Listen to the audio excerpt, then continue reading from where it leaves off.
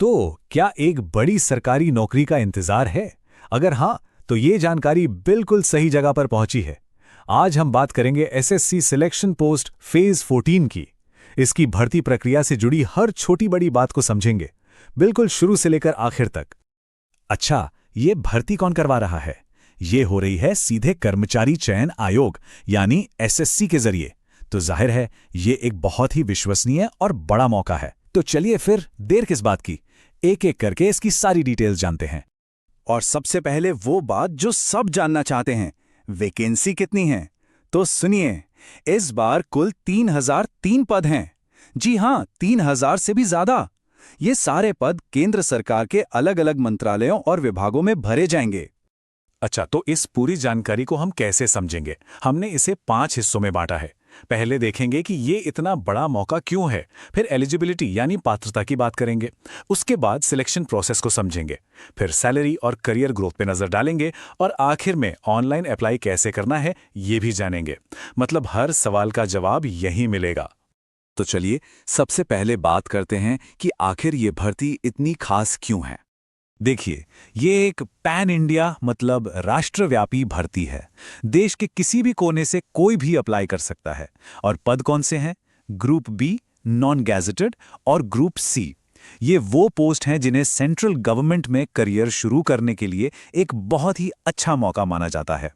अब जरा इन तारीखों पर गौर कीजिए, ये बहुत ज़रूरी हैं। फॉर्म भरने की शुरुआत होगी 13 अप्रैल 2026 से और आखिरी तारीख है 4 मई 2026। फीस भरने के लिए एक दिन और मिलेगा, यानी 5 मई तक। और एग्जाम जून 2026 में हो सकता है, तो समय ज़्यादा नहीं है, ये याद रखना होगा। चलिए, अब आते हैं सबसे अहम सवाल पर। वो ये कि अप्लाई कौन कौन कर सकता है? क्या कोई खास योग्यता चाहिए? आइए इसी को समझते हैं। और देखिए, इस भर्ती की सबसे अच्छी बात यही है, इसमें हर किसी के लिए कुछ ना कुछ है। मतलब अगर किसी ने सिर्फ 10वीं पास की है तो भी मौके हैं, अगर 12वीं पास की है तो भी, और अगर ग्रेजुएशन या उससे ज्यादा की पढ़ाई की है तो उनके लिए भी पद हैं। अब बात उम्र की, तो कम से कम उम्र तो सभी पदों के लिए 18 साल ही है।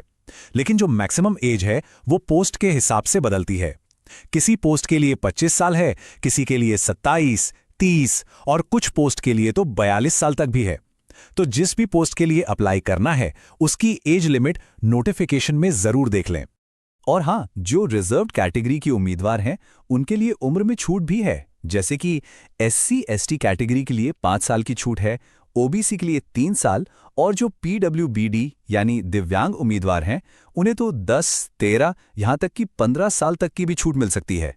ठीक है, तो एलिजिबिलिटी की बात तो हो गई। अब समझते हैं कि सिलेक्शन का प्रोसेस क्या है। मतलब नौकरी पाने के लिए किन किन पड़ावों को पार करना होगा। देखिए, प्रोसेस बहुत सीधा सा है। सबसे पहले एक कंप्यूटर बेस्ड एग्जाम होगा। इसे पास करने के बाद कुछ पोस्ट्स के लिए स्किल टेस्ट हो सकता है, जैसे टाइपिंग टेस्ट वगैरह। फिर होगा डॉक्यूमेंट वेरिफिकेशन और आखिर में फाइनल मेरिट लिस्ट आ जाएगी। तो अब सवाल ये उठता है कि इस कंप्यूटर बेस्ड एग्जाम का पैटर्न क्या होगा। चलिए देखते हैं। एग्जाम का पैटर्न बिल्कुल साफ है। 4 सेक्शन होंगे: general intelligence, general awareness, maths यानी क्वांटिटेटिव एप्टीट्यूड और इंग्लिश लैंग्वेज। हर सेक्शन से 25 सवाल आएंगे जो 50 नंबर के होंगे। तो कुल मिलाकर 100 सवाल 200 नंबर के। लेकिन यहां एक बहुत जरूरी बात है जिस पर ध्यान देना है। हर गलत जवाब पर 0.50 यानी आधा नंबर कट जाएगा। और ये 100 सवाल करने के लिए टाइम कितना मिलेगा?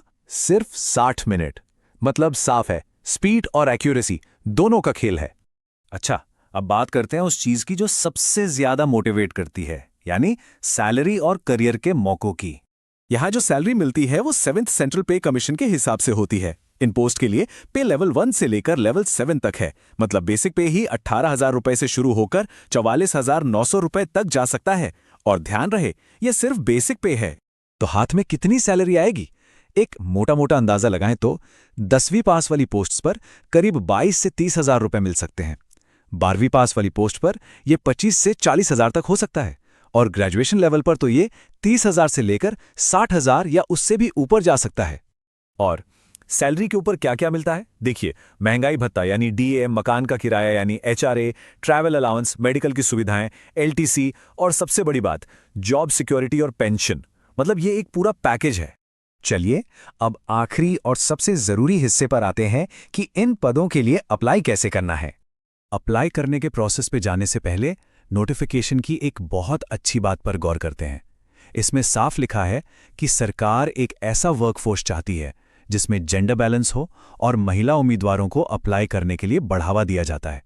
ये वाकई एक बहुत अच्छा कदम है।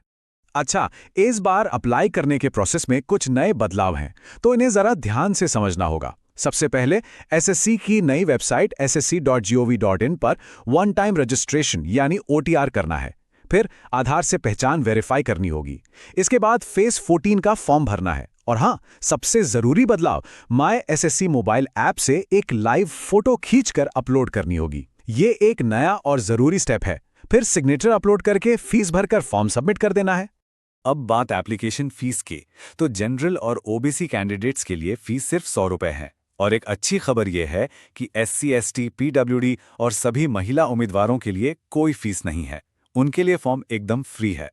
तो कुल मिलाकर 3000 से ज्यादा पद, हर तरह की क्वालिफिकेशन के लिए मौके और एक बिल्कुल साफ सुथरा सिलेक्शन प्रोसेस। ये वाकई एक सुनहरा मौका है। तो अब सोचने वाली बात यह है कि पब्लिक